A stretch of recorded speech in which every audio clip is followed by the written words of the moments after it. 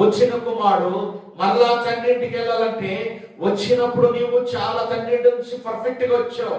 తండ్రి ఇంటి నుంచి వచ్చి నువ్వు తండ్రి ఇంటికి తిరిగి వెళ్ళాలంటే అదే పర్ఫెక్ట్ జీవితం ఉండాలి. అవునా కదా? చెప్పండి. ఉండాలంటే తండ్రి ఇంటి నుంచి నువ్వు బయలుదేరి వచ్చినప్పుడు జీవితం చాలా పవిత్రమైనది, గొప్ప జీవితం దేవుడు నీకు ఇచ్చాడు. ధన్యుడు నీవు, ధన్యకరమైన జీవితం కలిగాను. కానీ లోకంలో ఎదుగుతుండగా లోక సంబంధమైన జీవితంలో కలిసిపోయి లోకంలోనే మెదులాడుతూ బ్రతుకుతూ మరలా తండ్రింటికి వెళ్తా కుదిరిద్దా? వెళ్ళాలంటే మన తప్పు మనం తెలుసుకొని తప్పును విడిచిపెట్టాలి.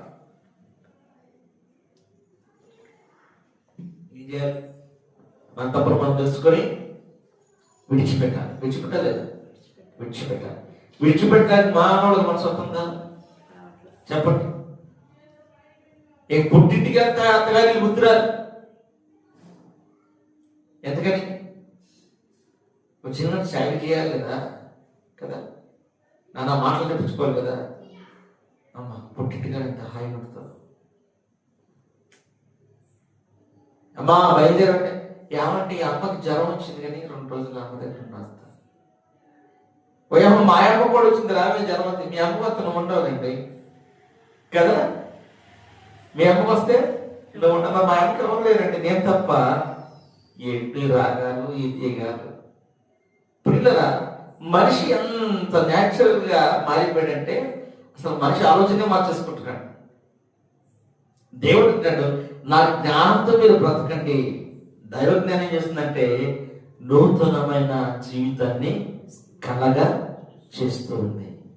ఒకసారి ఆమె చేద్దామా? హల్లెలూయా. నూతన జీవితంలో సంతోషం ఉండదండి. జ్ఞానవంతుడు చాలా చక్కగా ఉంటాడండి, ఆరోగ్యంగా ఉంటాడండి, కుటుంబంతో కలిసి ఉంటాడండి, కుటుంబంలో సంతోషంతో ఉంటాడండి, ఎక్కడికి వెళ్ళినా అవమానించబడ్డండి. కారణం అంటే జ్ఞానం తెలివి వేషణ కలగజేస్తుంది. దేవుని వాక్యంలో, దేవుని సన్నిధిలో మారు మనసు కావాలి. మనకి పాప క్షమాపణ కావాలి. యోహాను సువార్త 7వ అధ్యాయం 37వ వాక్యం. యోహాను సువార్త 7వ అధ్యాయం 37వ వాక్యం.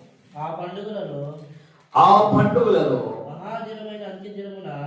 మహాదినమైన అంత్యదినమున యేసు నిలిచి ఎవడైనను దప్పిక గుని ఎడల నా యొద్దకు వచ్చి దప్పిక తీర్చుకొనవలెను.